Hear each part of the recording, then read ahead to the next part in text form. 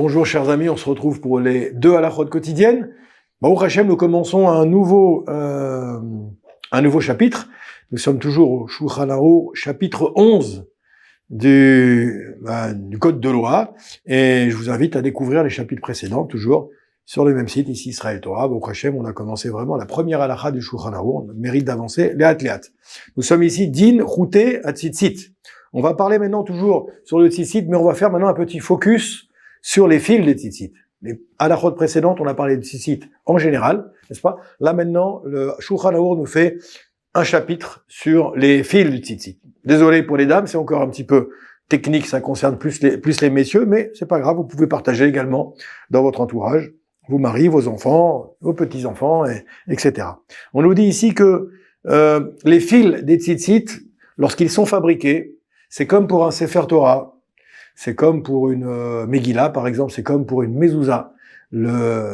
L'artisan qui va préparer ces tzitziot, il doit faire ça de manière lishma. Lishma, ça veut dire de manière désintéressée.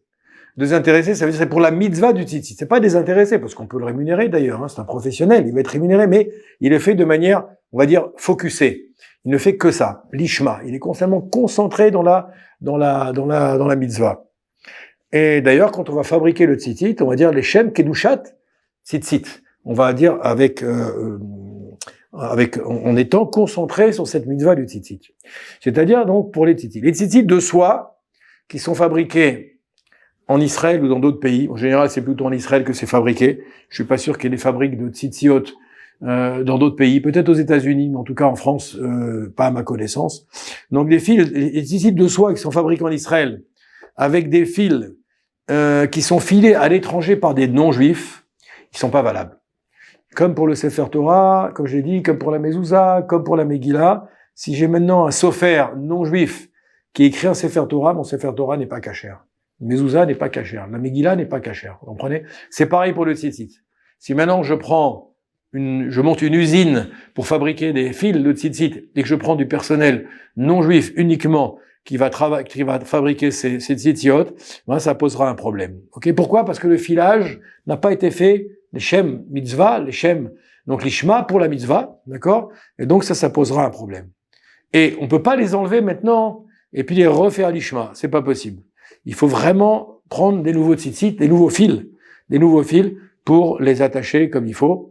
Et voilà. Et donc, en général, il faut également retirer les fils de soie parce qu'il faut que le tzitzit, c'est-à-dire les fils, il faut qu'ils soient en laine et pas en soie. Si c'est des fils de soie, il faut les enlever pour les remplacer par des fils de laine. Ça aussi, c'est une autre petite halakha du Shulchan Aruch qu'il faut pas oublier.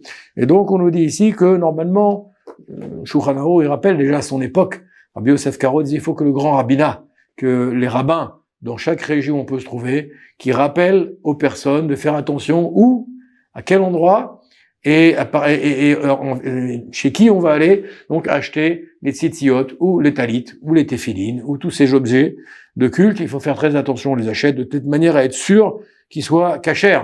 Kasher, c'est pas uniquement la nourriture, c'est pas uniquement que la boisson, c'est aussi les tzitzit. Il faut qu'ils soient kashers. De la manière que la kippa doit être kashère, les téphilines doivent être kashers, le Sefer Torah doit être kashère, la Megillah doit être kashère, eh bien les tzitzit aussi doivent être kashers. Et il se peut, si on n'est pas précautionneux, qu'on ait sur soi un talit qui soit pas kasher. Auquel cas, on va constamment, 24 heures sur 24, ou tant qu'on est avec le talit sur soi, chaque fois qu'on l'aura, ben, au lieu de faire une mitzvah, on fera pas une mitzvah, on fera une avera. Et ça posera problème.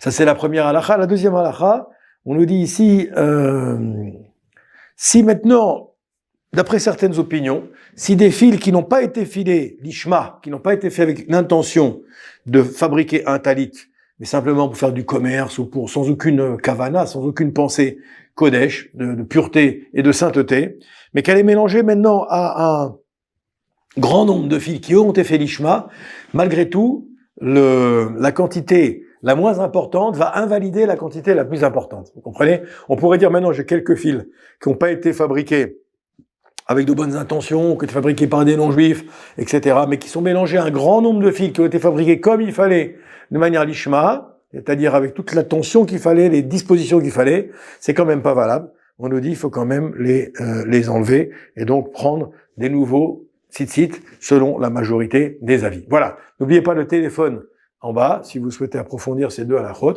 Et Bezrat Hashem, on se retrouve pour de nouvelles halakhot. Bracha ve'atzlacha.